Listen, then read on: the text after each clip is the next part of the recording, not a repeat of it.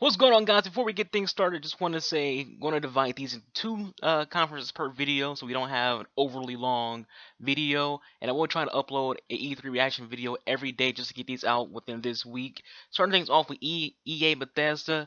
EA's conference is basically all about sports and Battlefield. The other games got like a minute or two of time. Titanfall got a lot of love, but mostly the baby of the conference was Battlefield and talking a little bit about sports mostly. They kind of like gave everything else like little like, here's a game, here's what it looks like. Okay, now back to sports. Okay, here's another game, here's what it looks like. Now let's talk about Battlefield 1. So let's talk about the things that stood out to me. Again, no, not talking about every game and everything that was talked about at EA's showcase, just the games that got my attention that I myself personally want to talk about. First thing I want to talk about is Mass Effect. Now, they didn't really do much in terms of giving us detail on what's going on, what we're getting ourselves into. They basically just regurgitated what has been said since they first announced the game.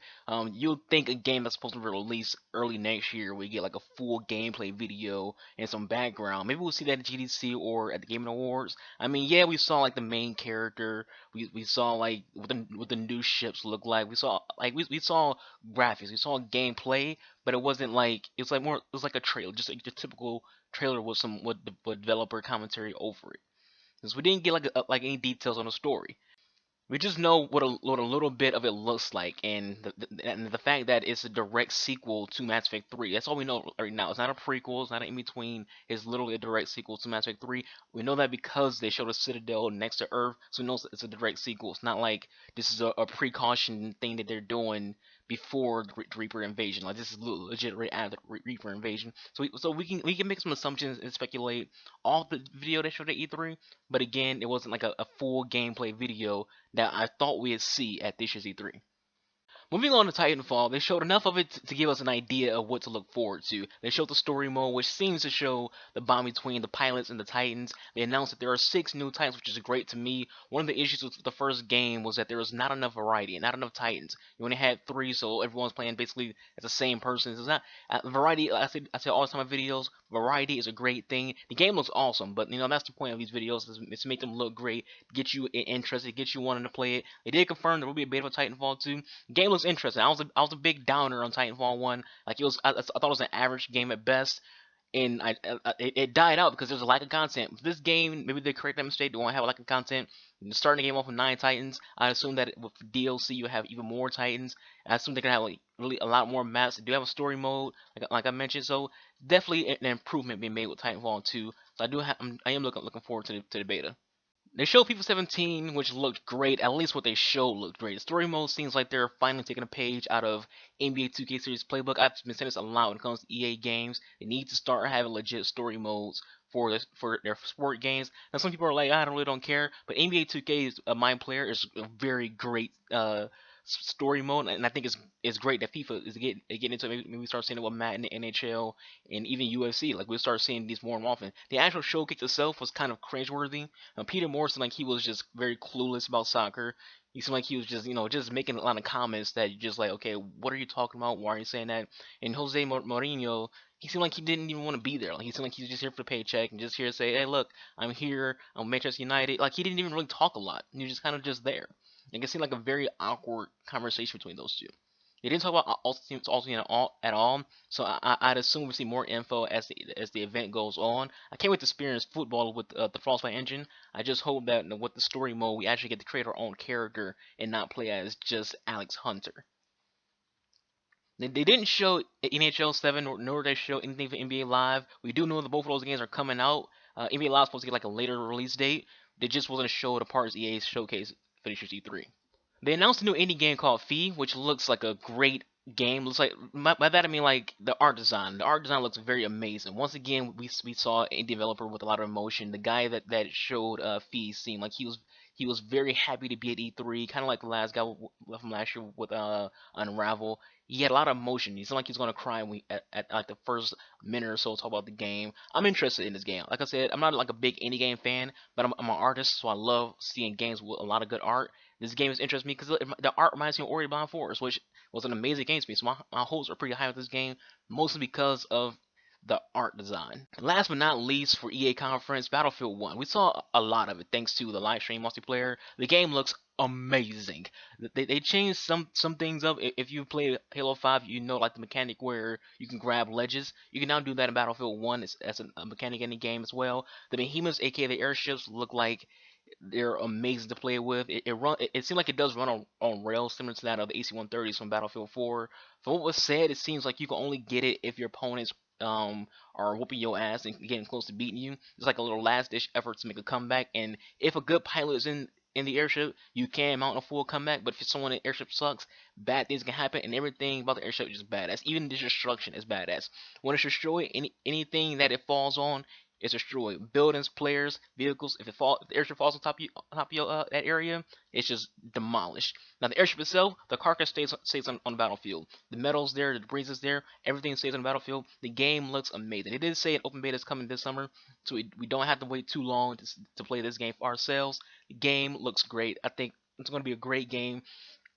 They show a little bit of the story, but that's not why people watched E3 this year. They want to see the gameplay, and it looks amazing. I think they did a great job, at least in terms of my visuals. I haven't played the game yet, so I can't say if it plays great, but visually it looks like an amazing game. Overall, I give EA a C for a grade on the E3 showcase. The games look good, but it seemed like they rushed some of the trailers and some of the speakers. And it seemed kind of short. It seemed very boring. The gameplays themselves looked good, but we didn't see enough of anything other than like just Battlefield. So, but you know, there's nothing wrong with just seeing Battlefield. There's nothing like very wowing from any game, including Battlefield. Now, moving on to Bethesda Showcase. If you saw my pre-E3 video, which will be in the description box below, I mean predictions on what Bethesda would announce. Well, outside of literally just one game, they talk about every single thing that I say that they're talking about or announce. Might as well change my name to the prophet because I was basically 99.9% right on everything I predicted in that video. Anyway, starting things off, they announced Skyrim for Xbox One and PS4. They showed a short graphics comparison video and announced the release date. I knew this was coming. I asked any of my friends, they tell you I've been saying it for about a year and a half, if not 2 years. They're making the Skyrim port for Xbox One, PS4, and I'm looking forward to it.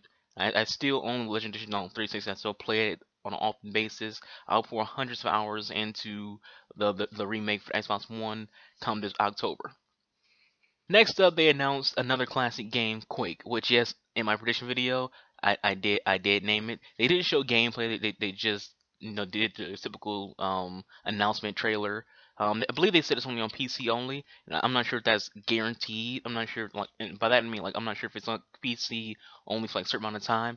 But it will make sense because Quake was mostly a PC game to begin with. I don't think there's even a console version of Quake at all. Fallout 4 is getting some more DLC, but the one that stood out to me was the new Vault DLC, where not only can you create your own vault, but you can run it as if you're your own employee of Vault-Tec.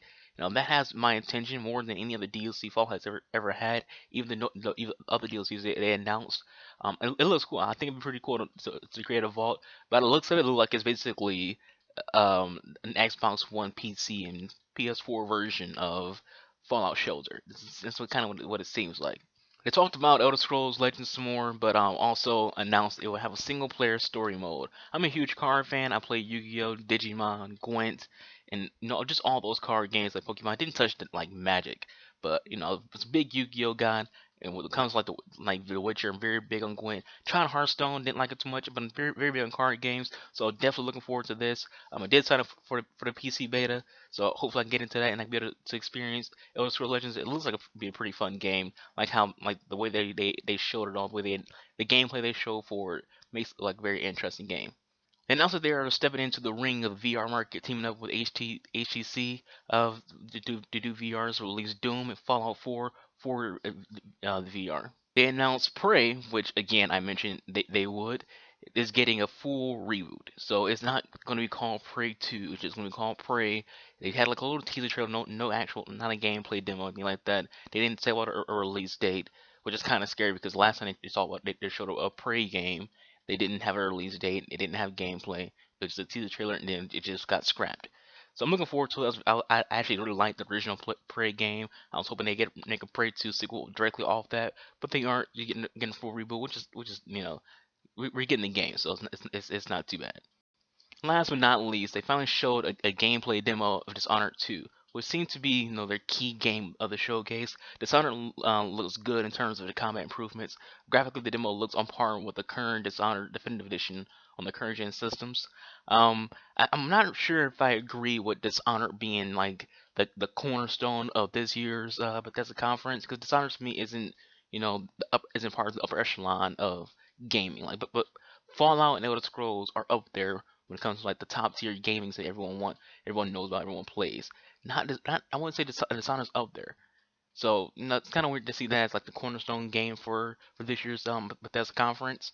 They did announce a new Elder Scrolls game, which is I thought they would. That's the one game that they didn't announce that I said they would announce. Maybe they will next year. I think it's pretty.